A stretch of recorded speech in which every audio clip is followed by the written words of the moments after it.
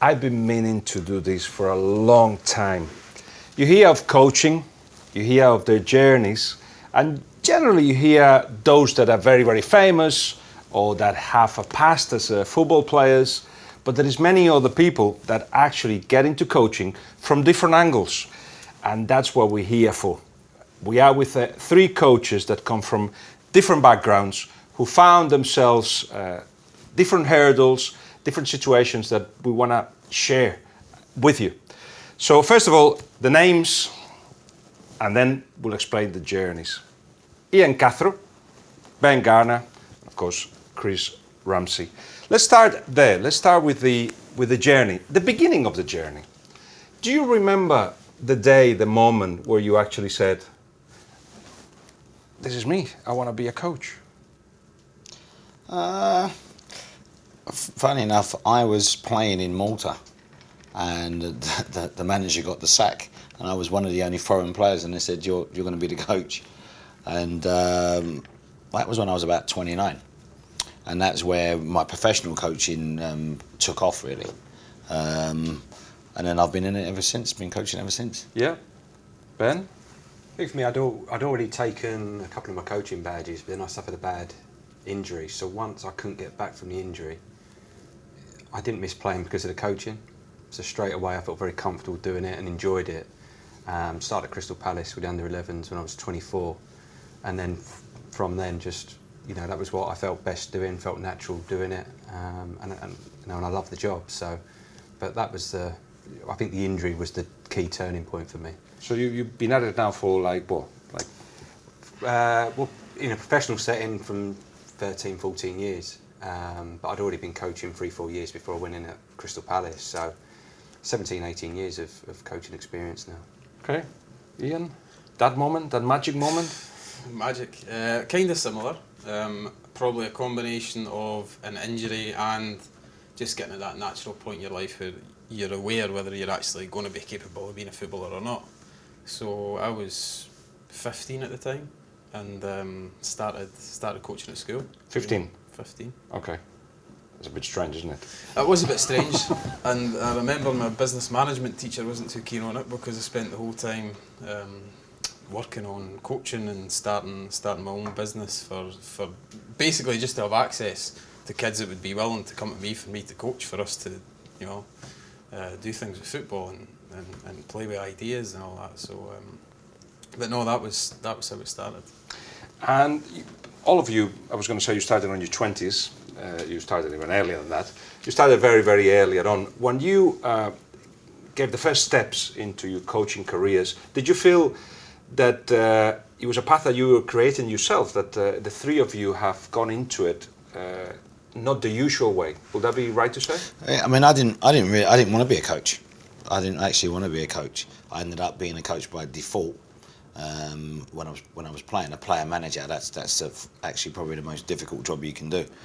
But when I came back to England, I actually went from coaching first team players to working in football in the community. But believe it or not, one of my first jobs was football in the community at QPR, just by chance. And 20 odd years later, I became the manager. But ever since actually getting into coaching, I've never really looked at doing any other profession, despite the fact I didn't want to be a coach when I first started. So before you get to being the manager of Crystal Rangers, I mean, what were you looking for references? People that had done the same path, people that were similar to you. How did they do it? Did you approach them, or you felt like it seems like a new path that nobody else had done, or how did it feel to you? Oh, it was very difficult when I first came into it, because I actually came back into to England to go on the educational route. So I went back to university when I stopped playing, and but then learning became the big thing for me, and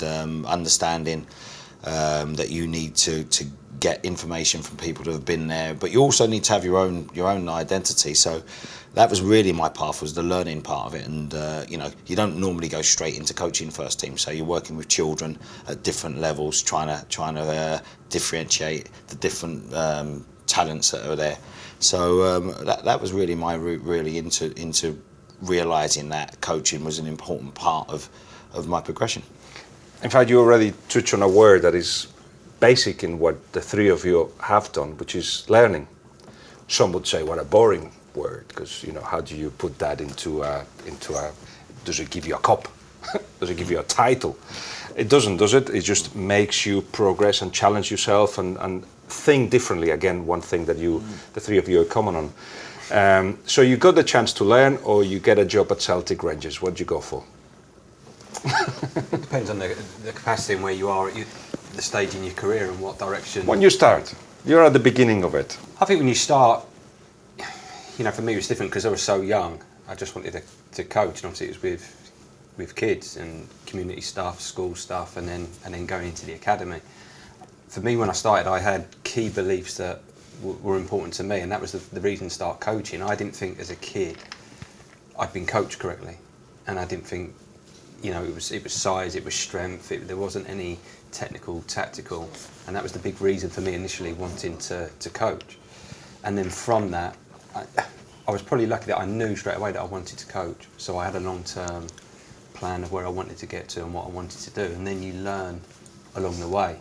You've got those values, but you're gaining all the experience around it, and you're constantly evolving all the time. So for me personally, it was important to start there and do a really sort of thorough apprenticeship to then get to the stage where you feel comfortable to then go into the first team setting and to then try and take your team yourself. The problem with learning is that unless you see something that can be learned, it's difficult to learn. So you were saying already that you found on the way perhaps coaches or parents or whoever were in charge of teams that did not offer anything new. So in your case, did you decide to go abroad as part of that? And tell us a little bit of that part of your career. Well, it wasn't a decision straight away, because again, when I started, I was working with kids. I was probably always influenced from football that's got more in line with Spanish, Portuguese, warm countries, basically, because football's different because of all those reasons. So I was always influenced by the football away from home. But it wasn't, the decision to go away wasn't made at that point. But as time went on, and the more time I spent, sort of progressing in academies and just maybe getting to feel what things were like at home, I decided that I don't want the rest of my career to be limited by the things that I can be exposed to or can learn in this place. In my case being Scotland, which is a small country. It's not the most developed football country in the world. I'm not causing anybody a problem by saying that. And I decided that, if I'm going to have a 30 or 40 year career in this game that I love, then I want to be exposed to other things quickly, so that I can have more opportunities to be more evolved as a person, as a coach, and to be able to do things that a kid from Dundee in Scotland doesn't typically have access to. And you need to be brave enough to leave, and who knows what happens. You don't know. You make a decision to go someplace new, you don't know what's going to happen. I didn't know, but I had the attitude that I wanted to grow. I wanted to be exposed to different things. I wanted to learn from different things, and I was willing to just roll with it and try and make it work.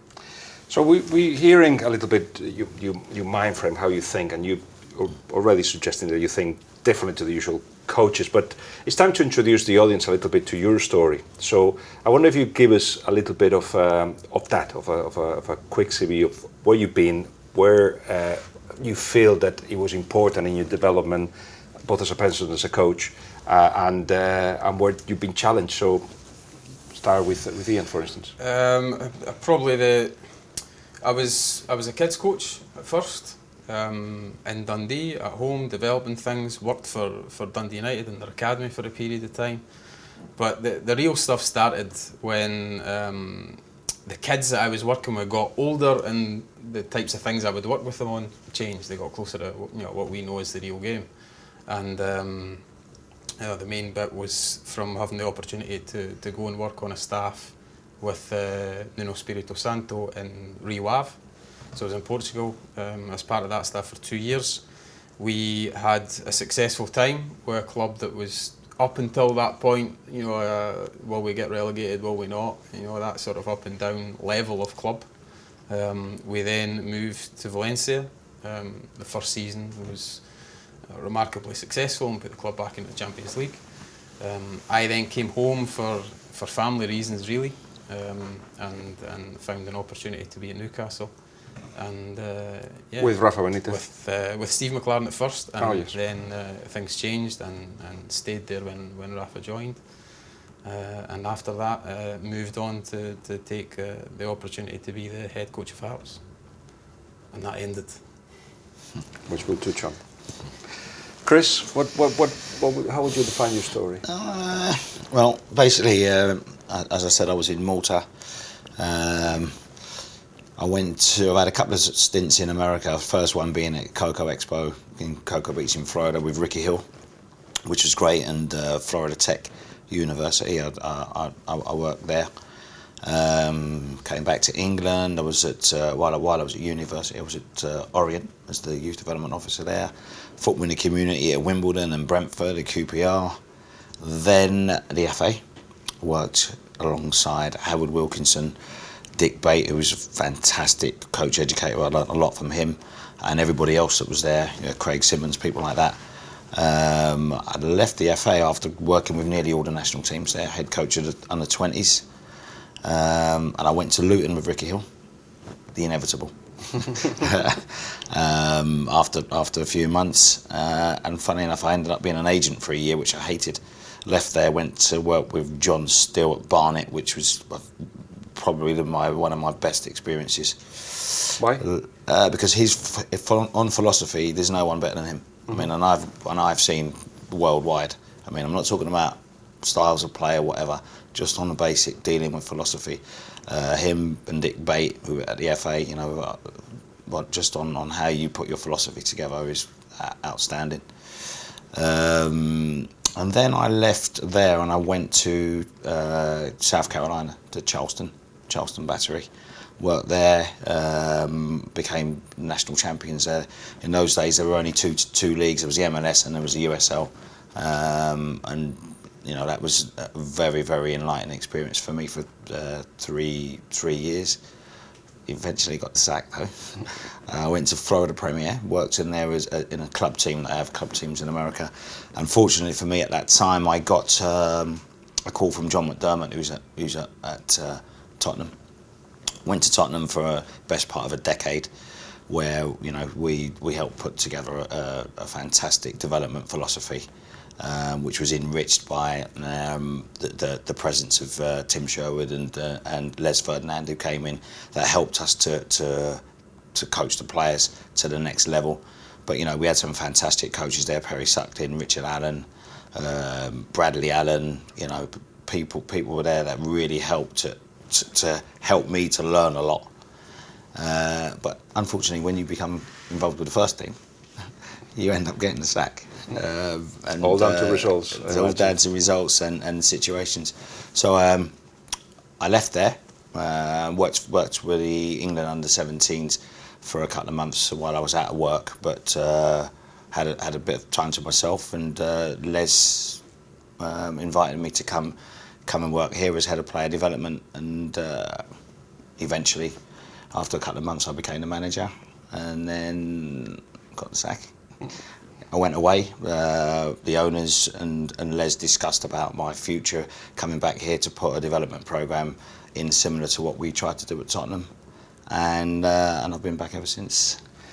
You've obviously challenged yourself and come out of your comfort zone a few times in your career. Going abroad is definitely, even if it's the same language, is definitely something that is an experience to save you. I think everybody should take a year away. At least once. At least once. And then challenge the way you think and try different things.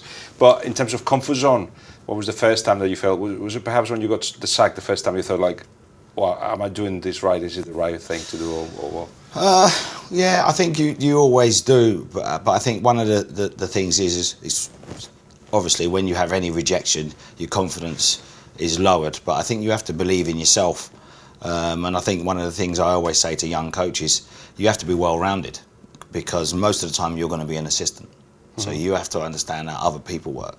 That's probably one of the biggest things ever. I mean, obviously you have your own philosophies, but when you're not in charge, your duty is to make out that someone else's philosophy is yours, and I think that teaches you a lot, you know. And as far as the development philosophy that you know I've been working on the next, you know, most of my life, no, I fully believe in it. But you must have had a time that led you to learn.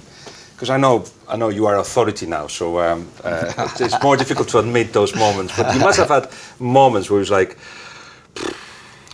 I'm not sure. I think you get that more in first team football, because Right. you have personalities that you have to deal with. When I first came into the game back in the day, when I was a manager, say right at the beginning, the players actually needed you. They needed your information. Whether you know, I look back now and I think, what was I even saying? But you know, they needed you. Now I don't think they need you. I think that if they're not playing, they're more willing to accept not being in the team. Unless you're in the top teams, you know, your Man Cities and Man Uniteds and Chelsea and Arsenal, where the top players always want to play, whether they're earning, you know, £10 or wearing 100,000. They always want to be in the team all the time. I think you have a cohort of middle ability players that are very wealthy, and I think they send you more into a tailspin about whether you're doing the things right or not, because ultimately, as a coach, you're imparting information, and you hope that people take it in the way that they need to take it. But there has been a few times, and mainly at first team football, mainly. Ben, you have to tell us your story, but you have to include that moment as well, of uncomfortable moment, and how you dealt with it. I mean, initially for me, it was two things really. It was I wanted to coach as many hours as I could, and I needed to pay the bills as well. So it was, you know, it was schools, community coaching, and then, like I say, going into the academy. But I wanted to learn as much as I could and coach as much as I could. So even when I started at Crystal Palace, I worked at a school alongside that. I actually coached a local junior team. I took 2 of their junior sides on a Friday evening. So my whole week was coaching. And I had a couple of years at Crystal Palace, and the academy at that time was great because it didn't have the structure that the academies have now. So you had a loose sort of template to it, but my team was my team, and you were free to coach them in your way, in your style, which at that time for me was invaluable really, because you make mistakes, you learn, but you're trying and you're experimenting and you're really nailing down your own sort of philosophy. And I had a couple of years there where I was doing 2 teams, so I'd take the under-15s and the under-18s assistant. We set up a full-time school programme, did that, and was under-18s assistant. And so there was, you know, you were taking so many hours in a season that it really just accelerated my learning. And then I got the chance to move up with the first team from Crystal Palace in 2013. Ian Holloway was manager. And I'd been helping sort of a little bit alongside my role as under-18s coach, going to home games, taking the forwards in a warm-up and things like that. And then after one of those games where I'd gone in, he just turned to me and said, I want you with me full-time now. And we were sort of borderline trying to get in the playoffs at that time.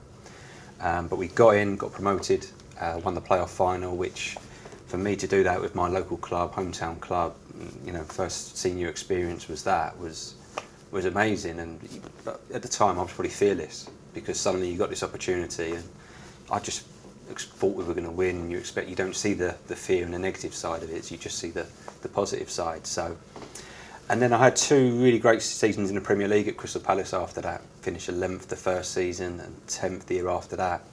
But I had 4 managers in that time. Where?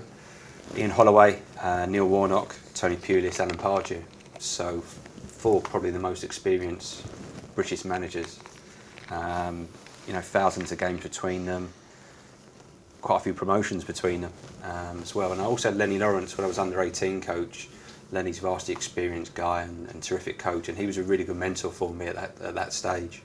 And I was ambitious and I wanted to move on quickly, and Lenny was almost calming me down and saying that you need to be a bit more patient and sort of help me on that side as well.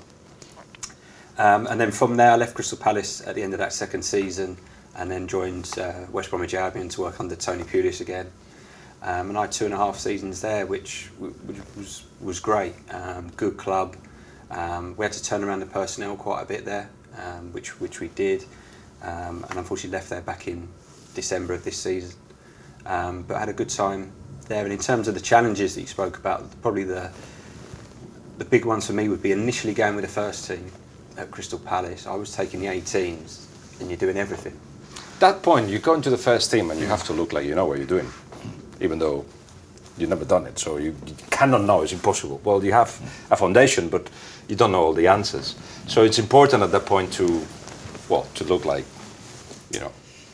I think strong. You're taking the 18s and you're doing everything. You're really trying to educate these players, like what Chris was talking about. It's a development pathway. So you're trying to educate them on everything about the game, and each week, each day, and suddenly you go to the first team and you might only have a possession practice, or you might only have an attacking function or finishing. You might only have one part of that session. So suddenly, from having an hour and a half and you're doing everything, I might have 10 minutes, 20 minutes.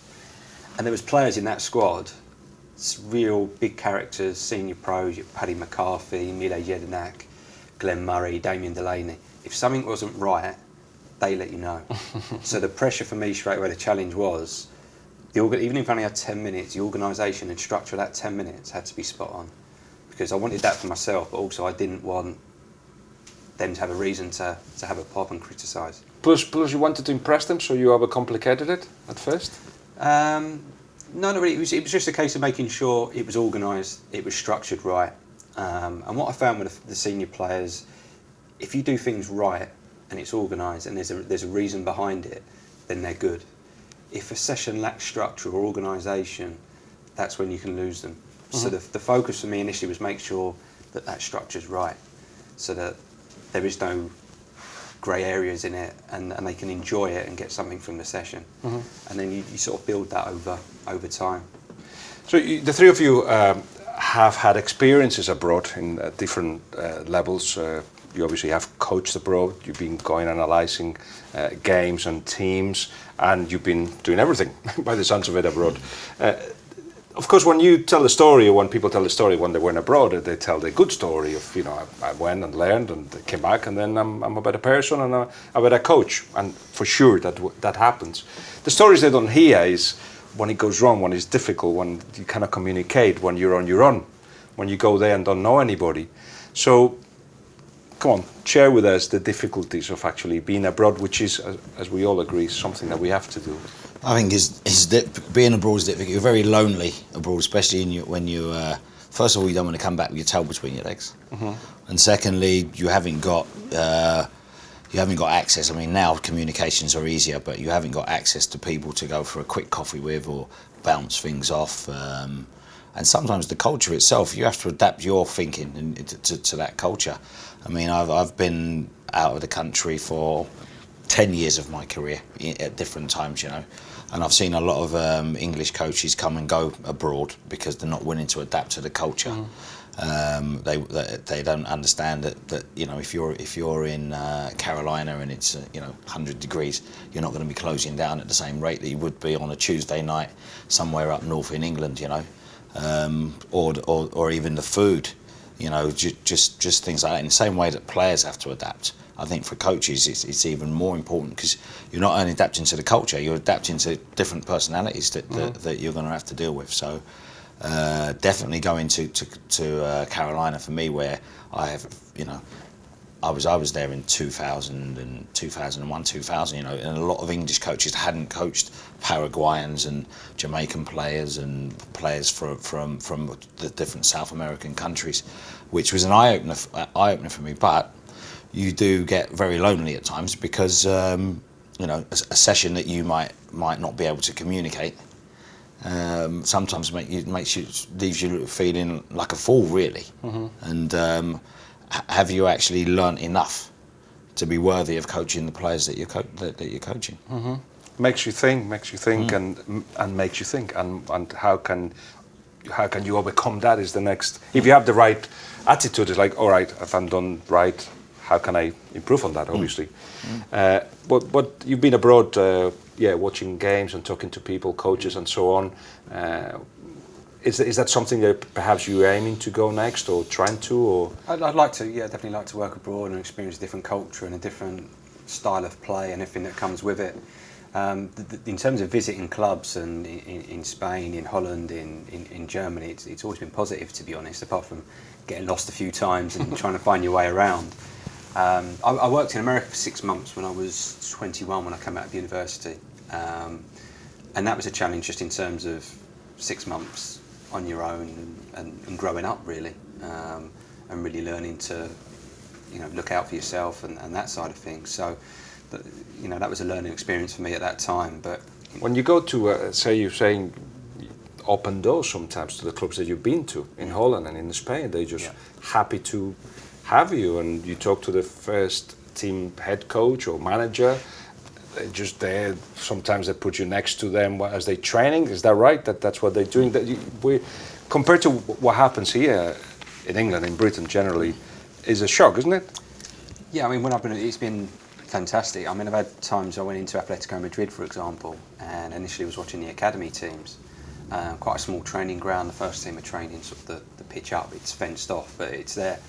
And they were trying to win the title. They had Barcelona away on the Saturday of that week, and the assistant come round, and the guy that had been looking after me just explained the situation from Crystal Palace. Can he watch training? So I watched the 2 days training leading in to playing Barcelona when they won the title, drew 1-1 and won the league. And you just wouldn't get that here, that access. And it's not, see if you agree with me, it's not so much that one culture is better than the other. It's not about that. It's about the type of culture. You've got teachers. In Spain, for instance, what I know the best, they are teachers. They're happy to share knowledge. They're happy to share their experiences. And if you come and watch, it's just come and watch. By the way, no secrets. Yeah. They're just preparing themselves for the weekend game. It's not like you're going to find out by watching Pep Guardiola for a whole week how he does that. Exactly, and can I do it in my under-16s? It don't work like that. Exactly. But it's just a different approach to the job and to the profession. People are more open, and I guess you have to tell us your difficulties with Portuguese, if you did have that. Well, I had that. You have to tell us about that. But also, first of all, you found that as well, that when you've been abroad, people have said, okay, what is it you want to learn, and can we help? Yeah, very open. I think probably just as I was getting to the stage of starting to look at coaching in the real game, I went on a number of trips, hooked up by loads of people, I think you included. And you said no to a job offer that I had for you. That's true. It would have been wonderful. It would have made you stuck in the 3rd division in Spain. You will still be there. Might have been happy. But you will be happy. I would have been You happy. will be so happy. I would have been happy. Should we tell the story? Yeah, I think it's, Okay, so more than appropriate. Vias was friend at the time, still is, and I was looking for with Portoles and important coach in Spain, with Mendieta and some other people wanted to buy a club in Spain, and the idea was to bring English players to Spain. So it had to be a place that had a lot of English people. So we thought of Torrevieja, that area, Murcia, all that. And then, of course, we needed a coach that was open, young, and who had had experiences in both worlds. I asked Vias was for somebody like that, and he said, well, there's this guy who used to come and put my head like this and asking a lot of questions, and he's somebody who wants to learn, and he got to places. And that's it. And so you at the time were with the Scottish FA, were they? Well, the connection was that Andre had, I'm not sure if he'd done all of his coach education with the Scottish FA, but he'd certainly done some of it. And I don't know what stage I was at in it, but there's so many courses in Scotland. But the head of the coach education in Scotland was a guy called Jim Fleeton, still is. And he, after a session that I'd done one time, he was convinced that there were similarities between me and this Portuguese guy, which was all I knew at that point. He said, you need to go and meet with him. You need to go and speak with him, because there's, I think the two of you will talk the same language. And so that ended up getting hooked up, and of course I was surprised when I learned that it was the coach of Porto.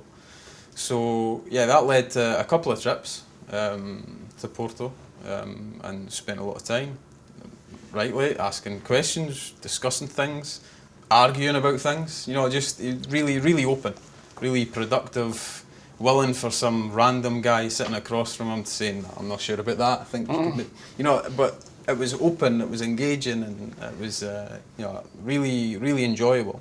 And that was probably the point where I started to think, I think I can have a run at this. Mm-hmm. You were partly because somebody was willing to be open as well.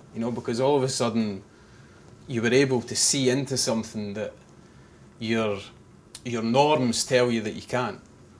An 18, 19, 20-year-old kid from Dundee shouldn't be in Porto's training ground when they're preparing to win the Europa League. That's outside of the norms.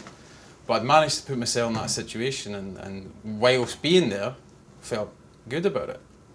So you must have impressed him, because he of course was the first name in the list. Well, there was a lot of ticks that he had to take. We spoke different languages, we had been abroad, he was young, didn't cost much money, and other things. Mainly that one. That too. Mainly that one. That too. Didn't cost any money that time. So, 24-year-old Ian Cathro, I rang him and I said, how about taking charge of this team? This is what we want to do. It's already in the third division, and sorry, but no, you said sorry. After much deliberation. But there was deliberation. There was more than one conversation. I need to be honest and thankful to the fact that it was having gone through that situation, and really considered it, and then having had said no, it made me completely ready for the next. I knew that the next time the opportunity of that type came up, that I was just packing the bag and I was out there. Mm-hmm.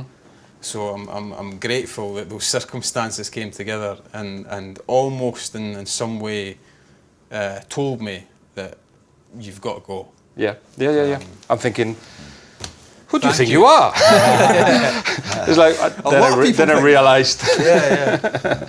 Anyway, there is something there as well that the three of you have mentioned. So you've been abroad, and you get to discuss things. People are open with you. You are lonely, but you're not in fear. And I sense that in Britain, in England in particular, a lot of the decisions people take is because don't take. It's because they're in fear. They're in fear of the reaction of what's going to happen, what people are going to say. What's going to happen? As if people knew what was going to happen, but people are in fear. It happens both as a player. When at 16 they tell you if you're a player nor a player, you create that kind of fear, don't you? But as a coach as well, there are things that you don't want to try. You want to be like everybody else. Most people do, because of that fear. Do you think fear stops the progression of English football? It's a big thing to say, but or British football, does it affect it? It hasn't affected your decisions, but you think it's important that we get rid of it? First in football, or fear of coaching? Just fear of the reaction of people, fear of being out of your comfort zone. All right. Last season, I coached the Maccabi women's team in Israel, in the world, in the Maccabi Games. Years ago, I might not have done that. I mean, I coached Newham ladies when I first started coaching. And you have to start thinking to yourself, what are people going to think? Are you going to be a women's coach? Is that going to be credible in the men's game or whatever? But once you get to a point where you're confident in what you do, it doesn't matter who you coach and where you coach, and it doesn't matter. All you've got a bunch of players in front of you. You coach to suit their abilities and their talents at the time. So, but I think there are a lot of men or a lot of people that will only stick to mainstream coaching above the age of 16. Where they can do their tactical work and all the sessions look the same. That sounds like maybe not fear what stops them. They want to go straight. They want the shortcut of going straight into the top. That's what also stops people, because by doing that, you don't learn, do you? They want the shortcut, but they also want things to look good. See, a lot of coaches think that a session that looks good means that they're a good coach, and that's not always the case. Sometimes the sessions that don't look good is where the most learning, takes place. So you sense that what we were talking about fear. What are the obstacles? Is that one for your own progression? I think there's definitely whether it's fear, whether it's a lack of bravery in terms of decisions being made in this country, and I think it's almost go with a safe option.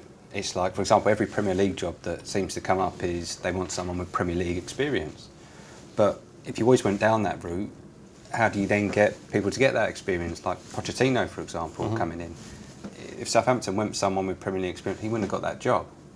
Tottenham now wouldn't have this fantastic manager that they have. So I think there's that fear of if we appoint this guy and take a risk because he's from a different country or he's young and he's not managed before, and it goes wrong, we're opening ourselves up as a club for some criticism. Whereas if we go for this guy that's done it before and seen as a safer option, we maybe not going to get that response ourselves. So not so much fear, but I think we certainly can be braver in this country and a bit more open-minded to processes and the structures that we put in place. Interestingly enough, some of the coaches that you've been with, some of the managers, are those managers that have been doing the rounds a little bit and going to clubs. Doesn't matter what the philosophy is, they trust it because they have done it in others and they keep going round. And I'll go back to that in a minute, but one of them is Tony Pulis, who I think his profile, partly done his own fault.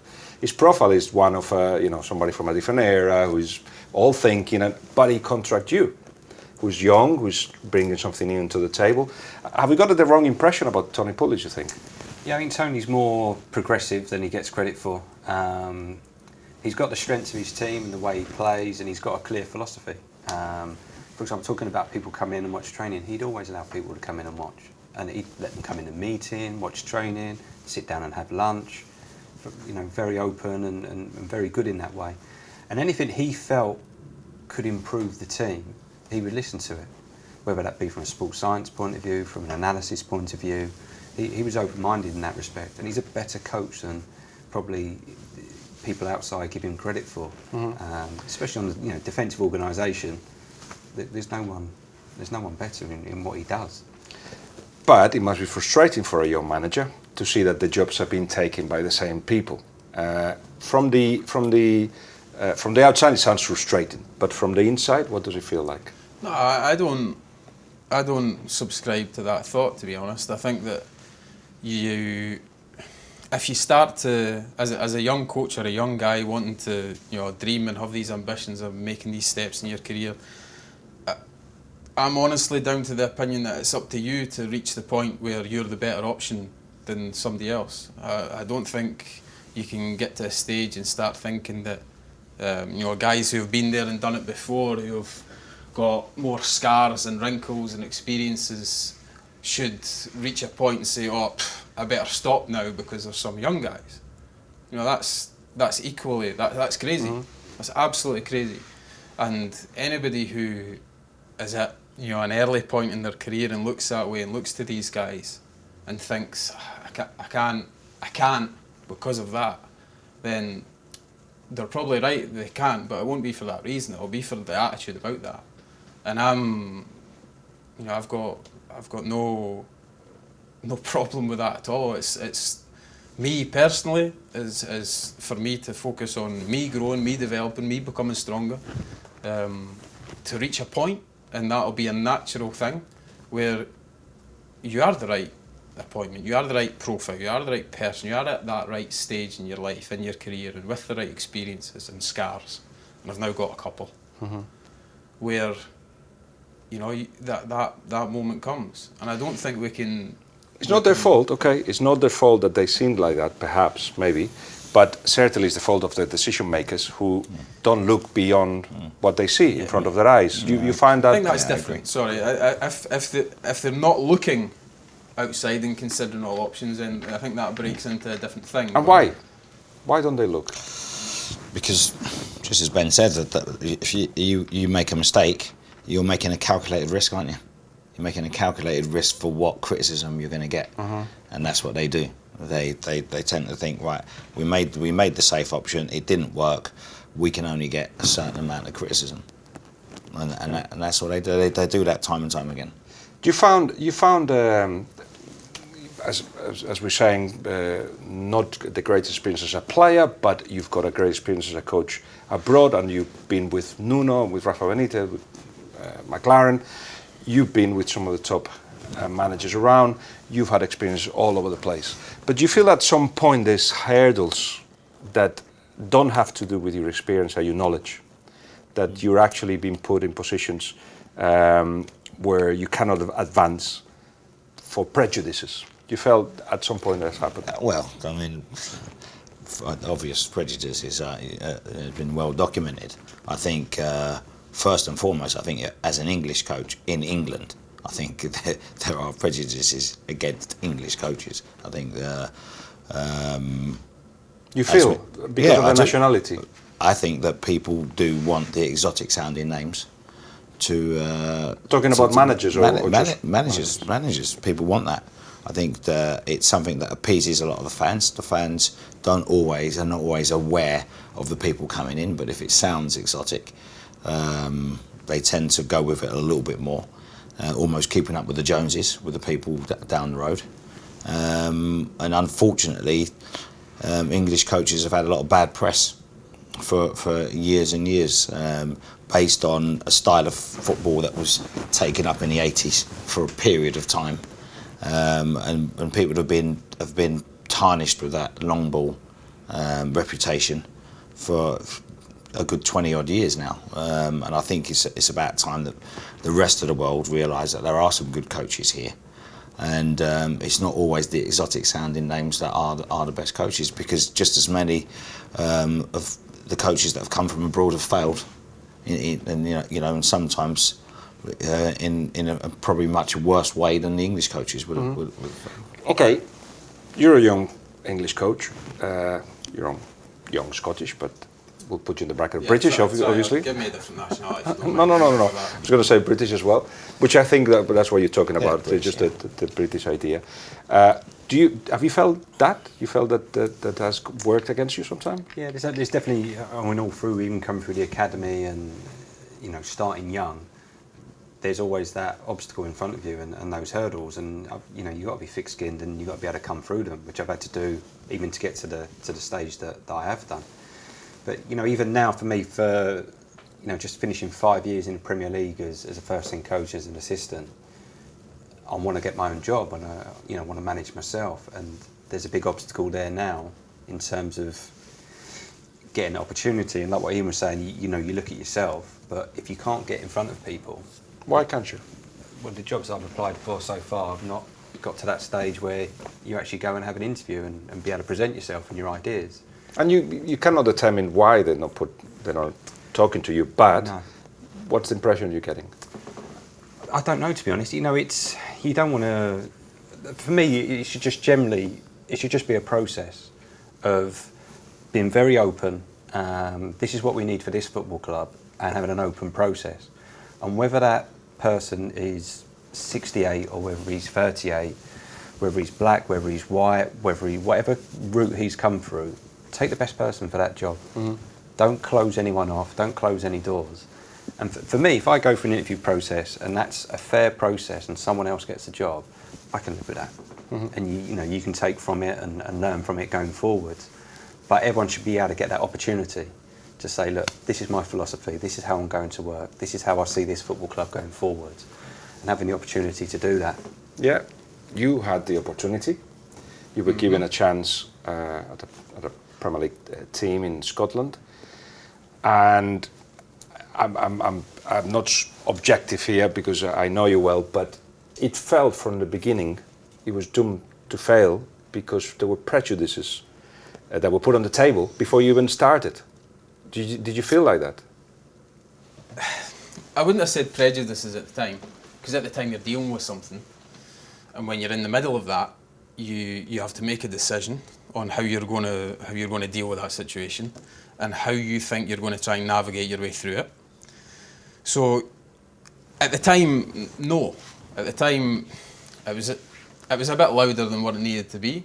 I was a bit surprised at the sort of intensity that was on it. And with a chance to look back at it, I mean, what actually happened was people had decided it was some sort of test case for extremes, and everybody had to pick what side they were on, and it became a bit of batting the ball back and forth between, here's the group of people who think and believe that I represent some sort of young coach that's going to revolutionise Scottish football and bring it back up to date, and he is Scottish, so this is a tremendous thing. And then there's the other side who naturally are uncomfortable with that idea and fight that with the opposites. Typically, these guys know more people in the press These guys have been around people longer, and these guys have a bigger influence. So the noise was louder. And what one of the issues was the fact that they were successful in creating a false sense of my character and personality. And that was done right at the start. And I think there's something that's really important, which is no matter what size of the football club and what culture and wherever it is in the world that we talk about, the fans need to believe in the person that stands at the side of the pitch of their football team. And I think typically there's three ways in which that happens. The obvious one is results, which always is the most important thing. The second bit is the football that they see and how they feel about that and whether they believe in that. But there's also the persona of the person who's responsible for that, and the person that's got to lead their team when it's difficult and when it's good, and got to maybe defend their team and defend their club when they're being attacked, and look after the players when they're under a bit of stress. And before I'd met the players, there was a lot of false impressions fed to people on scale, which influenced what people's impression of my persona was. So there's this idea that exists in Scotland, which is just bullshit, really. They called you, help me here, laptop coach, or yeah, that was a common one. There was a reasonable song. I seem, don't use laptops by the way if you're coaching, because then that's really such a bad thing to do. That was a good one. There was some other good adjectives going around. Now, also as well, it's a normal thing. Anybody who's in that position is going to, there's positives and negatives, and you have to deal with that. But it did seem that it became a bit of a test case for people's ideas, and I was probably positioned as something which I never asked to be positioned as, and I never claimed that I was going to bring Scottish football into 2018 or do anything like that. I was just a coach who wants to work hard and make progress. But there was other aspects as well, but I think that perception becomes even more important if you don't have the early results. I haven't heard you publicly talk like this about your time at Hearts, but what comes out of it is that perhaps you needed to talk about it, but secondly that you learned from it? Absolutely. I think you do a lot of reflection, and I think you probably reflect slightly differently as time passes as well. I think my reflections now are different than what they were 4 or 5 months ago, and certainly different than what they were at the time.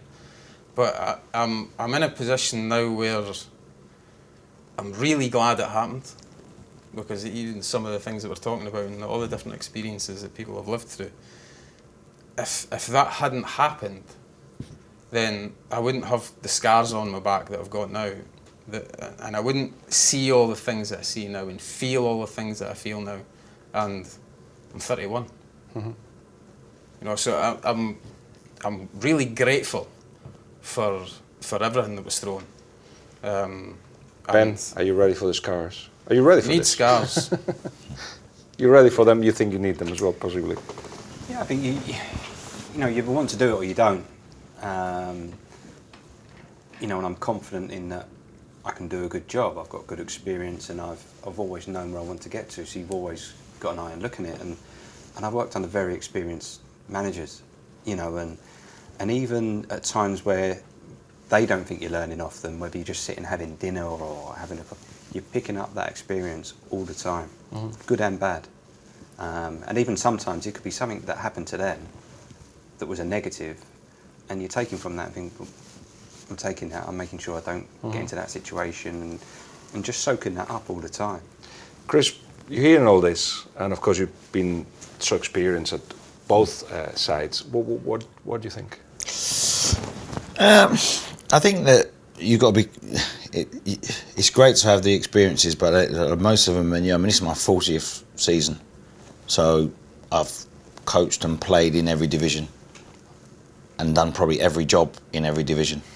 So I've been very, very fortunate that I've been able to see a lot, you know, from having the luxuries of working at a club at Tottenham with their fantastic training ground to working at Barnet, you know, in their footballing community, or with their under 10s or under 9s or whatever. So having seen that vast difference in the way things are, most of it is the same. Most of it is the same. The moans are the same. They're just in a different level of luxury. It's important to take your experience, but football is one of those games. Every time you walk into a football club, every week there will be something different that you probably have not experienced at another club, or you've experienced the same thing but in a slightly different way. So what it does, it gives you a level of apprehension, which I think sometimes can be a good thing, but sometimes it can be something that encourages you to be cautious yourself. But having said that, 40 years is a long time, and it's fantastic to be able to be in a game, you know, that you love, and in an environment that you love, and to keep going it. The main thing is, for most of us, is actually staying in the game. It's so easy to go out of the game and be actually forgotten about and never get another job, or never get. If I don't want to scare these guys, but never come back into it. The thing is to have that self-belief that somebody will bring you back into a situation. And sometimes you have to go into a low situation to get yourself back to where you deserve to be. And you know, and I think that's the same for most people. You are part as a coach of the evolution of society in England. You came from a era of prejudice as a player, and you've been very open talking about it. But as a coach, have you found anything similar as well? One of those hurdles that we're talking about that had to do with your colour? Yeah, I mean, passive aggressive. Yeah, that's what it is, really. I mean, people will. Unfortunately, we've come into a society now where PC language allows people to hide behind it. So you have PC language, but racist behaviour. And I would rather have racist language, but behaviour of equality. For argument's sake, I mean, people will probably have a go at me about this. Ron Atkinson, he said something that was abhorrent to everybody, and he's suffered the consequences of it. His profile is not as high as it was. I sat next to him at Cyril Regis's memorial a few months ago, and but if you look at his behaviour was far from racist, because he had teams full of mixture. He was a pioneer in actually putting black players in his team. Now, what he does behind closed doors, or what his beliefs are behind closed doors, is nothing to do with me. He can have his own beliefs behind closed doors. And I'm not saying his beliefs are racist or not racist. I'm not saying that. What I'm saying is he said something that which was abhorrent, and he's suffered the consequences, but his behaviour has been far from it. Whereas you have people who appear to be PC, who appear to be saying the right things, but their actual behaviour is as racist as anybody, you know, going on one of those marches. So we have to understand what the balance is. I think most people would rather feel that there is equality when they're sitting outside an interview room. They need to know when they walk in there, as long as they pitch right, they have an equal opportunity to get any job. And the views of the person behind that desk are not going to be clouded by their personal political views, or their personal views about whether one ethnicity is better than another. So you know, that's where I stand on it. And most of the time, when I first came back into the country from Malta, couldn't get a job in a centre of excellence. I had a full badge, couldn't get a job. Been a player for, I don't know, 10, 12, 15 years, whatever it was at the time. Couldn't get a job. I had to work in footballing community, which I did at Orient and Wimbledon at the time, and Brentford, and obviously Queen's Park Rangers.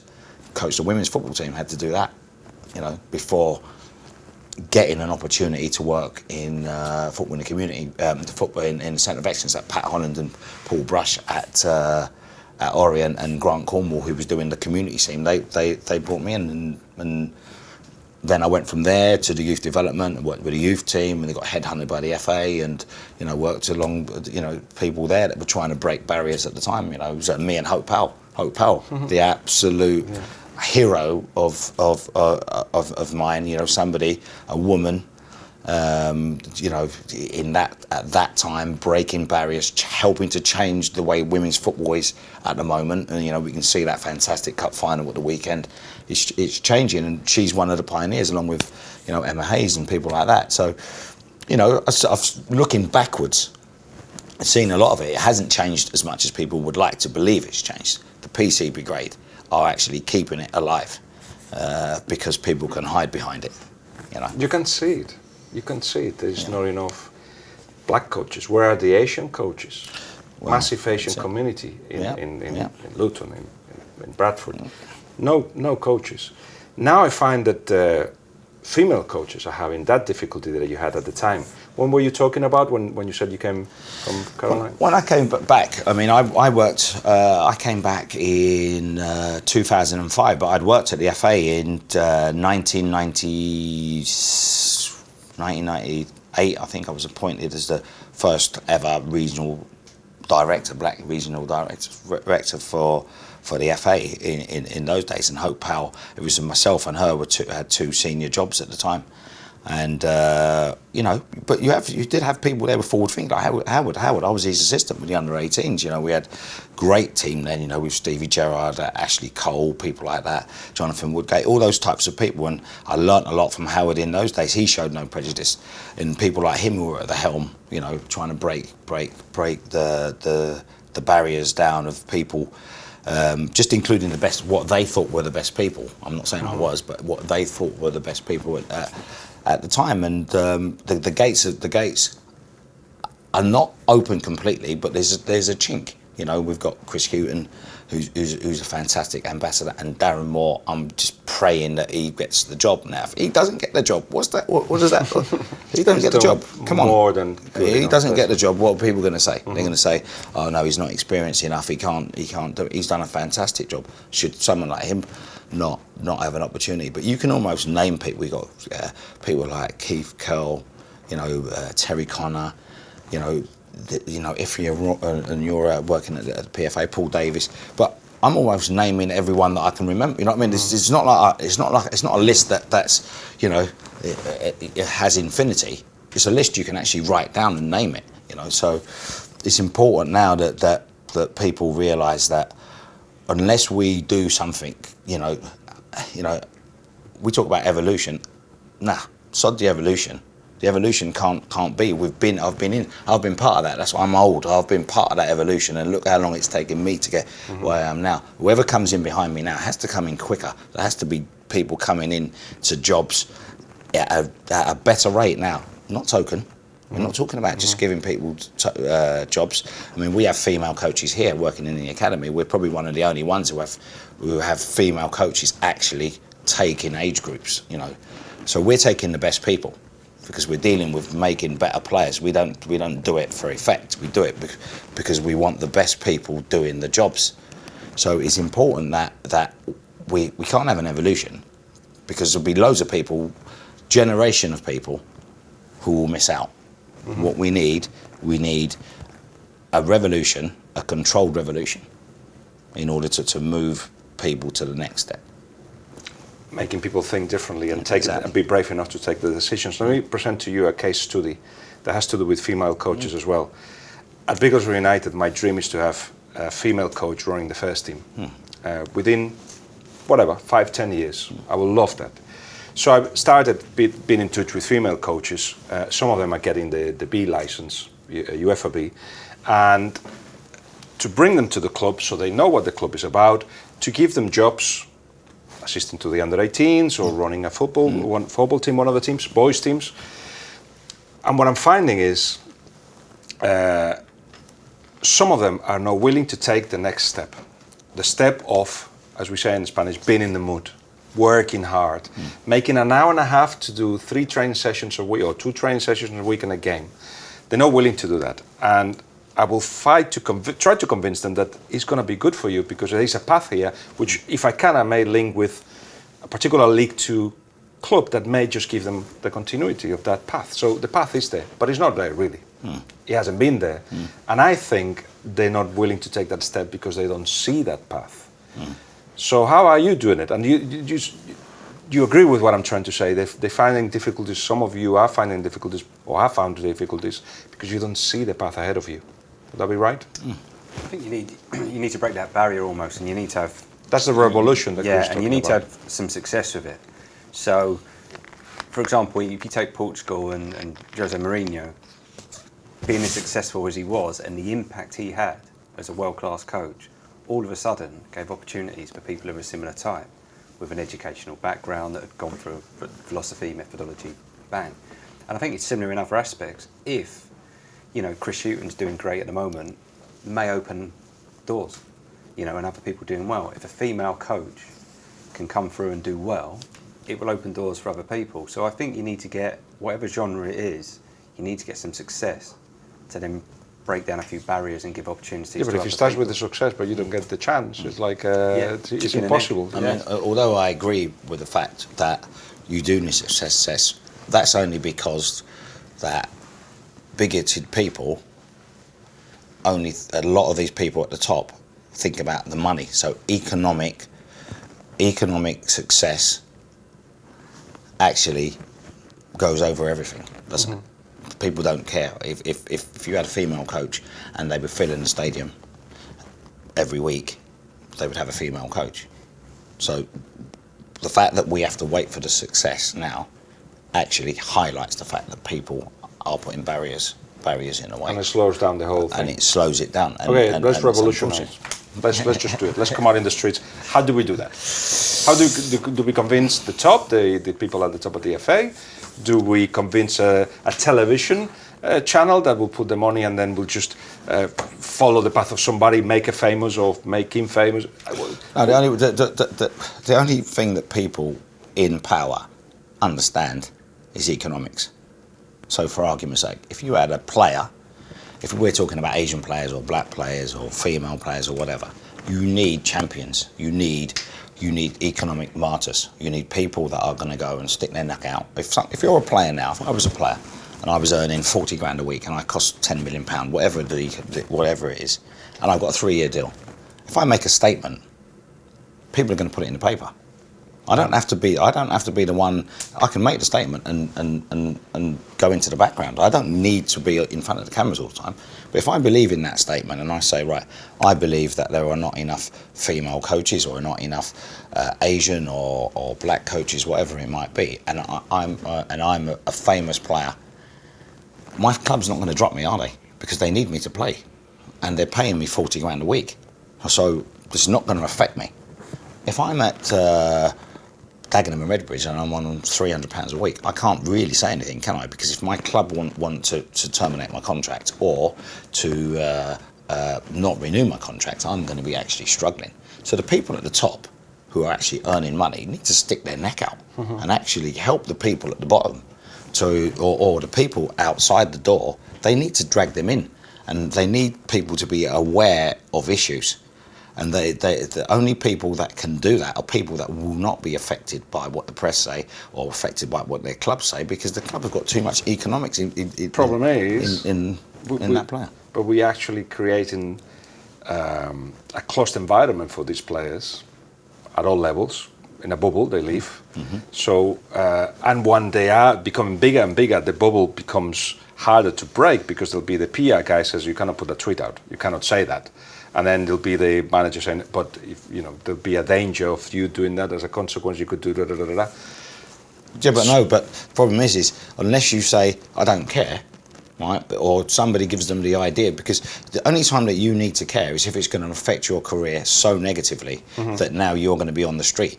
Most of these players are not going to be on the street, and their families won't be on the street, and their grandchildren won't be on the street. So at some stage, you need somebody. All the people in history, throughout history that we talk about, that we put all the quotes out about, what did they do?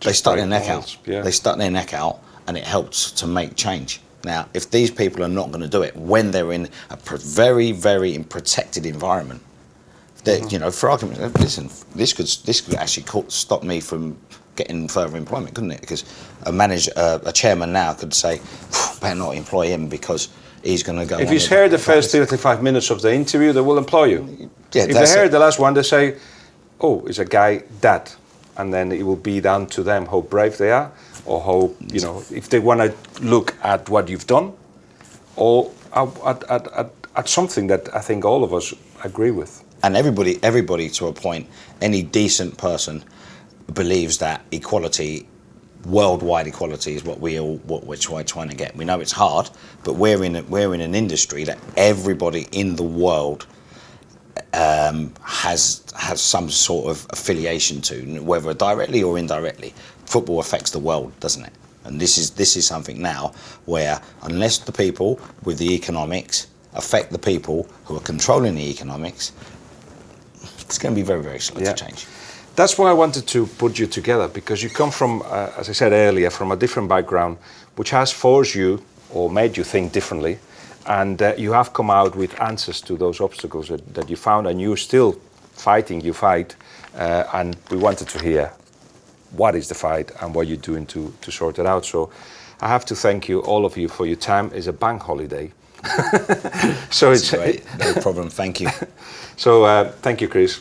Thank you, Ben. Thank you, Ian. Thank you for your time. Cheers. So, did you enjoy it?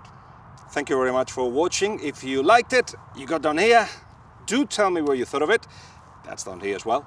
And there is so much more content in the channel. So watch next. And, of course, subscribe. Subscribe.